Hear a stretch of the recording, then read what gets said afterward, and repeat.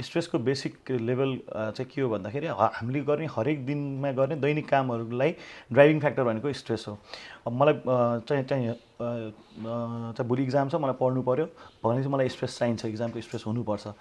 अनि त्यसपछि मलाई कुनै काम गर्नु छ भने त्यो काम गर्नको लागि मलाई ड्राइभ गर्नलाई कुनै न कुनै स्ट्रेस हुनैपर्छ। भन्नुको मतलब शरीरले तपाईँसँग नर्मल लाइफमा अथवा तपाईँ रेस्टमा हुनुभन्दा पहिला रेस्टमा हुनु बेलादेखि केही अरू कुरा डिमान्ड गर्छ भने शरीरलाई अलिकति डिमान्ड बढी भयो भने त्यो वाला कन्डिसनलाई चाहिँ हामी स्ट्रेसफुल कन्डिसन अथवा स्ट्रेस भन्छौँ। अनि त्यही स्ट्रेस तपाईँको अनहेल्दी हुन थाल्यो भने त्यसलाई हामी डिस्ट्रेस भन्छौँ।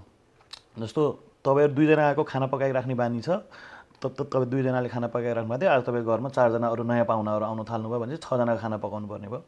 6 जनाको खाना पकाउनुको लागि चाहिँ 4 जना पाहुना आउनु भएको छ, 4 जना पाहुनालाई मैले राम्रोसँग होस्ट गर्नुपर्छ होइन, उहाँहरूलाई पनि मिठो खुवाउनुपर्छ भनेर तपाईँले अनि चाहिँ किन्न जानुभयो, सामानहरू किन्न जानुहुन्छ अथवा यहाँ तयारी गर्नुहुन्छ भने त्यो एउटा स्ट्रेसले तपाईँलाई ड्राइभ गरिरहेछ भन्ने कुरा हो।